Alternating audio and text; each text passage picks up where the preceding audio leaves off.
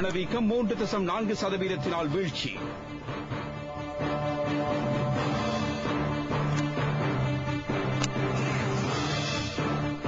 லாப் சமையல் எரிவாயுவின் விலையும் 60 ரூபாவினால் குறைப்பு.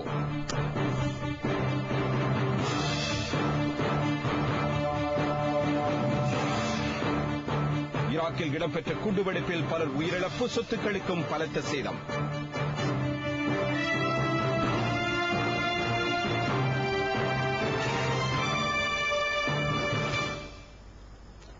அவை தலைப்புச் செய்திகள். இனி விரிவான செய்திகள். பொதுமக்களுடன் நெருங்கி பழகிய 40 ஆண்டுகால அனுபவங்களை நாட்டை கட்டியெழுப்புவதற்கு பயன்படுத்தப் போவதாக ஜனாதிபதி மஹிந்த ராஜபக்ஷ தெரிவித்துள்ளார்.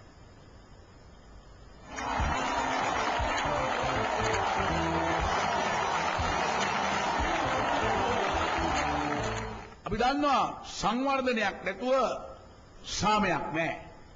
සාමයක් නැතුව සංවර්ධනයක් නැහැ. அபிவிருத்தி இல்லாமல் சமாதானம் இல்லை, சமாதானம் இல்லாமல் அபிவிருத்தி இல்லை. கடந்த காலத்தில் யுத்தத்தை நீண்ட நாட்களாக நடாத்தினார்கள். யாசகனின் புண்ணை போல் யுத்தம் காணப்பட்டது. 6 லட்சமாக குறைக்கவிருந்த அரசு ஊழியர்களை நாங்கள் 12 லட்சமாக அதிகரித்தோம். காப்பட்டை கண்டிராத கிராமப்புற வீதிகளுக்கு காப்பட் போடப்பட்டது. 4 வருடங்களில் எமது நாட்டின் தனிநபர் வருமானத்தை $2,200,000 வரை அதிகரித்தோம். நாட்டை அபிவிருத்தி செய்வதற்கு சிறந்த திட்டங்கள் தேவை. அந்த திட்டங்களை செயற்படுத்துவதற்கு இலக்கு ஒன்று இருக்க வேண்டும். இந்த நாட்டை அபிவிருத்தி பாதையில் கொண்டு செல்வதற்கு நீங்களும் நானும் கைகோர்க்க வேண்டிய காலம் மலர்ந்துள்ளது. ஐக்கிய தேசிய கட்சியிலிருந்து விலகி வந்துள்ள நீங்கள் இந்த நாட்டை அபிவிருத்தி செய்வதற்கான பங்குதாரர்களாக மாறிவிட்டீர்கள். உங்கள் பிள்ளைகளுக்காகவும் உங்கள் எதிர்கால சந்ததியினருக்காகவும் இந்த நாட்டை உலகின் அதி உன்னத நிலைக்கு கொண்டு செல்வதற்காக என்னுடன் கைகோர்த்துக் கொள்ள வேண்டும் என்ற செய்தியையே நான் உங்களுக்கு தெரிவிக்க விரும்புகின்றேன்.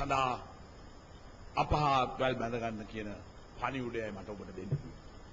ඔබට සුබ අනාගතයක් පණිමින් ඔබට තෙරුවන් සරණයි. ஐக்கிய தேசிய கட்சியிலிருந்து விலகி ஐக்கிய மக்கள் சுதந்திர கூட்டமைப்பு அரசாங்கத்துடன் இணைந்து கொண்ட கிராமப்புற அரசியல் தலைவர்களை சந்தித்த போதே ஜனாதிபதி இதனை தெரிவித்தார். அனுராதபுரத்தில் இந்த சந்திப்பு இடம்பெற்றது. பொதுமக்களுக்கு பொறுப்பு கூறும் இறையாண்மையை மதிக்கும் அரசியல் தலைவராக இந்த நாட்டு மக்களின் சிறப்பான எதிர்காலம் தொடர்பாக ஏற்பட்டுள்ள எதிர்பார்ப்புகளை அழித்தொழிப்பதற்கு இடமளிக்கப் போவதில்லை என்றும் ஜனாதிபதி வலியுறுத்தினார். அமைச்சர்கள், பாராளுமன்ற உறுப்பினர்கள் உட்பட பெரும் எண்ணிக்கையானோர் இதில் கலந்து கொண்டனர்.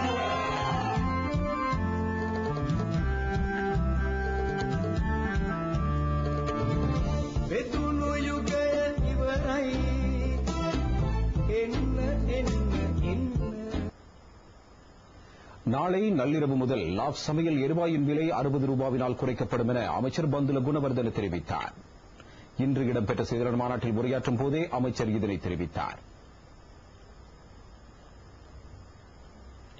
நாளை நள்ளிரவு 12 மணி முதல் லாப் கேஸ் கொள்கலனின் விலை 60 ரூபாவினால் குறைக்கப்படும். இதன் பிரகாரம் லாப் கேஸின் சில்லறை விற்பனை விலை 1421 ரூபாவாகும். 2008ஆம் ஆண்டு செப்டம்பர் மாதம் லாப் கேஸ் சிலிண்டர் ஒன்றுக்கு 1859 ரூபாய் விலையில் விற்பனை செய்யப்பட்டது. இன்று அதன் விலை 1421 ரூபாவாகும். இதனால் லாப் கேஸ் பாவனையாளர்கள் நன்மையடைவார்கள்.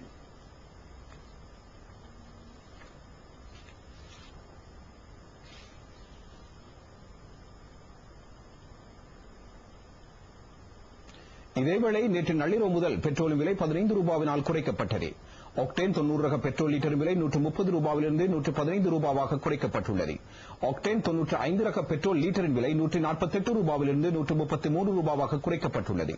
பெட்ரோல் மற்றும் எரிவாயு விலையை குறைத்து மக்களுக்கு நிவாரணம் வழங்குவதன் மூலம் வாழ்க்கை செலவை மேலும் குறைப்பதே அரசாங்கத்தின் எதிர்பார்ப்பாகும்.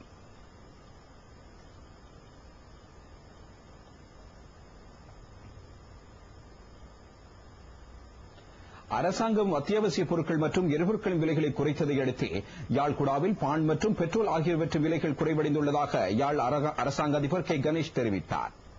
பான் விலை 7 ரூபாவினால் குறைக்கப்பட்டுள்ளது. இன்று முதல் பெட்ரோலின் விலை 15 ரூபாவினால் குறைக்கப்பட்டுள்ளது.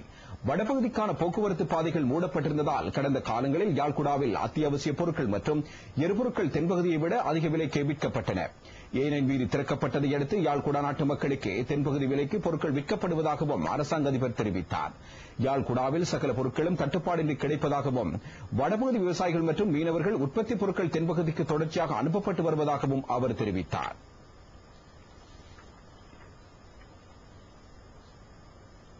நாட்டின் பணவீக்கம் 3.4% குறைவடைந்துள்ளது. இது கடந்த 25 ஆண்டுகளில் ஏற்பட்ட மிக குறைந்த விகிதமாகும் என இலங்கை மத்திய வங்கியின் ஆளுநர் அஜித் நிவாட் கப்ரால் தெரிவித்துள்ளார். எதிர்வரும் ஜனாதிபதி தேர்தலில் ஜனாதிபதியை தமிழ் பேசும் மக்கள் ஏன் ஆதரிக்க வேண்டும்? முக்கிய அரசியல் பிரமுகர்கள் தெரிவித்த கருத்துக்கள் இன்றைய தேர்தல் கள கண்ணோட்டம் ஊடாக.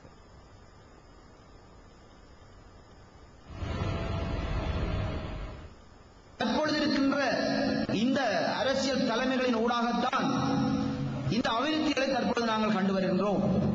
அவை இந்த காலகட்டத்தில் அரசின் தலைவரிடத்திலோ அல்லது எங்கள் மதிப்புக்குரிய மஹிந்த ராஜபக்ச ஜனாதிபதி மஹிந்த ராஜபக்ச அவர்களிடத்திலோ ஒரு மாற்றம் ஏற்படுமாக இருந்தால் இந்த அபிவிருத்திகளிலே நிச்சயமாக ஒரு தளம்பல் வரும். அவை அந்த தளம்பலை ஏற்படுத்தி கொடுக்கின்றவர்களாக நாங்கள் இருந்துவிடக் கூடாது. அவை வருகின்ற சந்தர்ப்பங்களை நாங்கள் பயன்படுத்த வேண்டும். காற்றுள்ள போது தூற்றிக்கொள்ள வேண்டும் என்று கூறுவார்கள். அவை அந்த வாய்ப்புகளை பயன்படுத்துகின்றவர்களாக நாங்கள் மாற்றமடைய வேண்டும். மாற்றமடைகின்ற பொருள்தான் சிறந்த ஒரு அபிவிருத்தியை கொண்டு வர முடியும். எதிர்வருகின்ற தேர்தல் எங்களுக்குரிய தேர்தல். கிழக்கு மாகாணத்திலே வாழ்கின்ற சிறுபான்மை சமூகமான முஸ்லிம்களும் தமிழர்களுக்குமான தேர்தல். இந்த தேர்தல் கடந்த காலத்தில் நாங்கள் பிழைவிட்டது போன்று இம்முறையும் நாங்கள் விட்டுவிடாமல் எதிர்காலத்திலே ஒரு சிறப்புமிக்க தேர்தலாக இதை பெற்றெடுக்க வேண்டும் என்பதுதான் எனது பிரார்த்தனை. இன்னும் நாங்கள் முட்டாள்களாக, நாங்கள் பிற்போக்குவாதிகளாக அல்லது நாங்கள் இன்னும் மற்றவர்களுக்கு ஏந்து நிற்கின்றவர்களாக இல்லாமல் நேரடியாக எங்களுடைய சாதனைகளை செய்கின்ற மக்களாக தமிழ் சமூகமும் முஸ்லீம் சமூகமும் மாறிக்கொள்ளுங்கள். இந்த வடமாகாண தமிழர்களும் படிப்படியாக ஜனநாயகத்தினையும் அமைதியினையும் அபிவிருத்தினையும் சுவாசிக்குவதற்கு இன்று தங்களை தயார்படுத்தி வருகின்றார்கள். நாங்கள் எதிர்பார்த்த அந்த சமாதானம் இன்று கிழக்கு மாகாணத்தில் மட்டுமல்ல வடக்கு மாகாணத்திலும் தோற்றம் பெற்றிருக்கின்றது. இந்த தோற்றத்தின் உருவாக்கமே எமது ஜனாதிபதி மஹிந்த ராஜபக்ச அவர்கள்தான். யார் இந்த பொது வேட்பாளர்? காக்கி சட்டை அணிந்து கொண்டு ராணுவத்தினருக்கு கட்டளையிட்டுக் கொண்ட ஒரு சிப்பாய் தான் இந்த பொது வேட்பாளர். எனவே இந்த பொது வேட்பாளர் என்ற மாயையில் நாங்கள் சிக்கிவிட முடியாது. கடந்த காலங்களில் இருந்த அரசியல்வாதிகளில் பல அரசியல்வாதிகளை சந்தித்திருக்கின்றோம், பல ஜனாதிபதிகளை சந்தித்திருக்கின்றோம். இருந்தும் இன்று எங்களுடைய நாட்டின் ஜனாதிபதி மஹிந்த ராஜபக்ச அவர்களை சந்தித்து பல மாற்றங்களையும் பல ஏற்பாட்டுகளையும் பல விதப்பட்ட எங்களுடைய பிரதேச அபிவிருத்திகளையும் கல்வி ரீதியாக முன்னேற்றங்களையும் ஏற்படுத்தி தந்திருக்கிறார் இந்த நாட்டின் ஜனாதிபதி மஹிந்த ராஜபக்ச அவர்கள். கிழக்கு மாகாணம் சுதந்திரமானது நிம்மதியான ஒரு சூழலை உருவாக்கி தந்திருக்கின்றார். எனவே அந்த வகையில் அவருக்கு எங்களுடைய நாட்டில் எங்களுடைய இந்த நடைபெறப் போகின்ற தேர்தலில் நாங்கள் அளிக்கின்ற ஒரு நன்றிக்கடனாக நடைபெறப் போகின்ற தேர்தலில் அவருக்கு வாக்களித்து எங்களுடைய நாட்டின் ஜனாதிபதி மஹிந்த ராஜபக்ச அவர்களுக்கு வாக்களித்து அவரை வெல்ல வைக்க வேண்டும். இனி சிறிய விளம்பர இடைவேளை. தொலைக்காட்சியின் செய்திகள் தொடர்கின்றன. 2 வருடங்களில் தோட்டத் தொழிலாளர்களின் வீட்டுப் பிரச்சினையை தீர்த்து வைக்கும் விதத்தை தெளிவுபடுத்துமாறு அமைச்சர் லக்ஷ்மண் யாப்பா அபேவர்தன சரத் பொன்சேகாவுக்கு சவால் விடுத்துள்ளார். இன்று இடம்பெற்ற செய்தியாளர் மாநாட்டிலேயே அமைச்சர் இந்த சவாலை விடுத்தார். தற்போது 5 லட்சம் தோட்டத் தொழிலாளர்கள் உள்ளனர். அவர்களுக்கு சம்பள அதிகரிப்பு வழங்குவது மட்டுமல்ல, அடுத்த 2 வருடங்களில் அவர்களது வீட்டுப் பிரச்சனையும் தீர்த்து வைப்போம். 6 மாதங்களில் இதனை நிறைவேற்றுவோம் என்று சொல்லவில்லை. 2 வருடங்களில் இவர்களின் வீட்டுப் பிரச்சனை தீர்த்து வைக்கப்படும். எமது ஜனாதிபதி நிச்சயமாக அதிகாரத்தில் இருப்பார். ஆகவே இவர்களின் பிரச்சனைகள் கட்டாயம் தீர்த்து வைக்கப்படும். இந்த விடயத்தில் நாட்டு மக்களை ஏமாற்ற வேண்டாம் என ஊடகங்கள் பிரச்சாரங்களை மேற்கொள்ள வேண்டும். இந்த விடயம் மக்களுக்கு மிகவும் ஒரு முக்கியமான விடயமாகும். ராணுவ தளபதியின் குழுவினரை ஊடகவியலாளர்களுக்கு தடை ஏற்படுத்தி வருவதாக கடந்த ஆண்டு ஜூலை 8ஆம் தேதி ஐக்கிய தேசிய கட்சி பாராளுமன்றத்தில் குற்றம் சாட்டியிருந்தது. ஐக்கிய தேசிய கட்சி பாராளுமன்ற உறுப்பினர் ஜோசப் மைக்கேல் பெரேராவின் இந்த கூற்று தொடர்பாக இன்று கொழும்பில் இடம்பெற்ற செய்தியாளர் மாநாட்டின் போது அமைச்சர் லக்ஷ்மண் யாப்பா அபேவர்தன கருத்து தெரிவித்தார். ஜோசப் மைக்கேல் பெரேரா முன்னாள் சபாநாயகர் ஆவார். அவர் பொய் சொல்ல மாட்டார். 2008 ஜூலை மாதம் 8ஆம் தேதி இது தொடர்பாக அவர் அறிக்கை விடுத்து பேசினார். அது ஹன்சாடிலும் பதிவாகியுள்ளது.